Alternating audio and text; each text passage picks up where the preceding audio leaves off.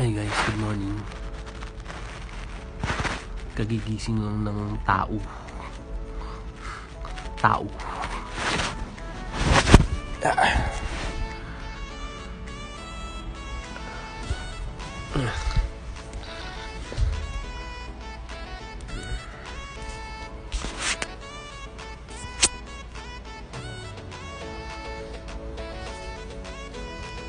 Taba ko na.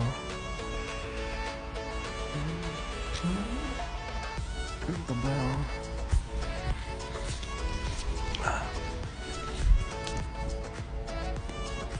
Ang taba na ng mukha ko. Ang laki na ng mga braso ko.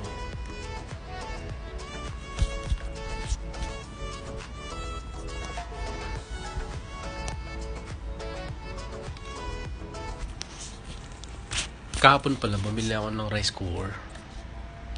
Samahan niyo akong mag-unboxing.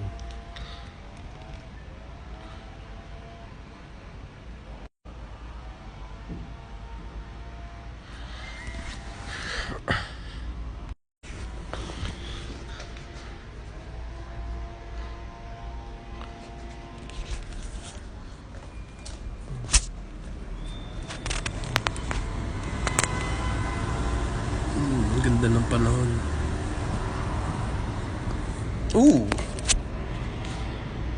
Naglilinis ng pool. Ganda ng panahon, sarap mamasyal ngayon.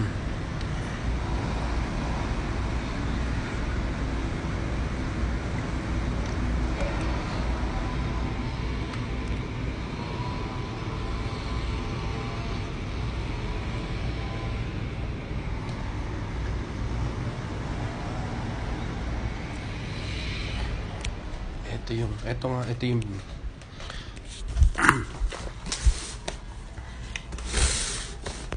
ito siya. Tefal yung brand niya. 2 years warranty. Brand. So ito siya. Multifunctional rice cooker pala siya. AI Smart. Ito yung mga AI brand.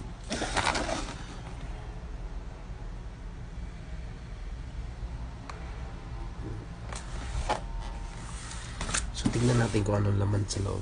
Kung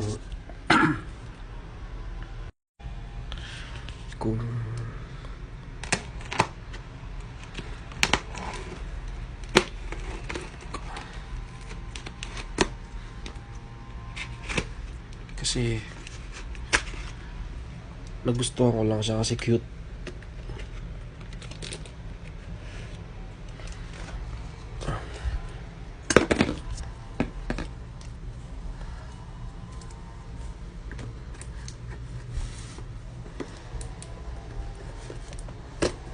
Good.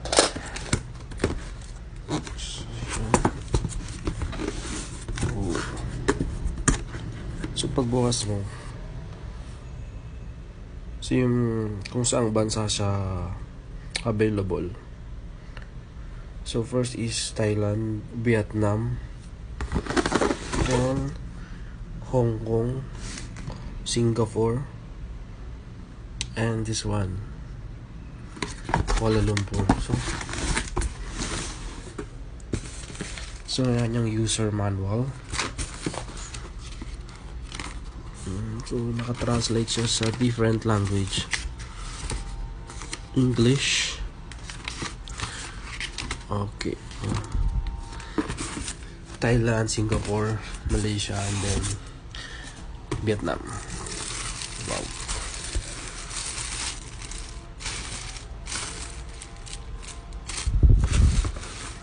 Napaka-elegant. Napaka-elegant niya. Guys.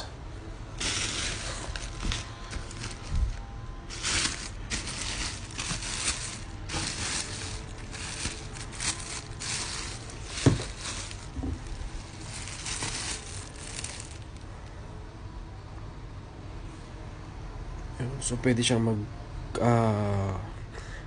magluto ng soup, tsaka ng ulam, tsaka pwede siya mag-bake.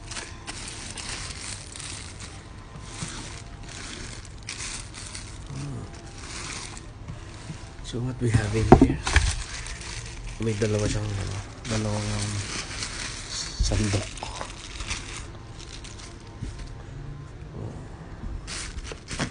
Ito sa pang rice. Ang galing. Tumatayo. Hindi siya tumayo. Tumatayo siya. Tapos yung board. Ayan. So digital pala siya. So mamaya ibibideo ko siya kung yung gumagana na siya. Siya ay nabili ko ng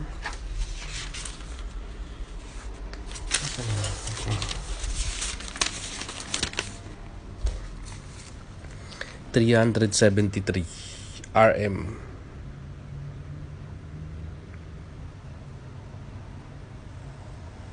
$373 siya. So kung sa peso,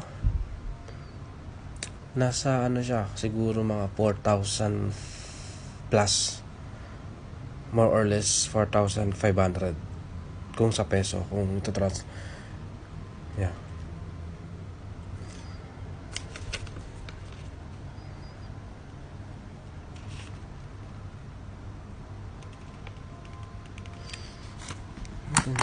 Wow. Yun, meron siyang yung measuring cup. So mabigat yung niya, oh. Ang bigat nung itong pinakakaldero, mabigat. So siya ay 4 cups. So pag brown rice, 4 cups din. Okay. So later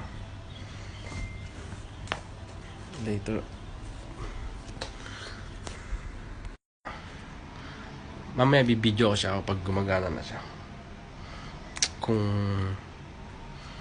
makakaluto ba siya ng kanin. Baka mamaya mahilaw pa. Yun lang guys, hanggang sa muli, paalam.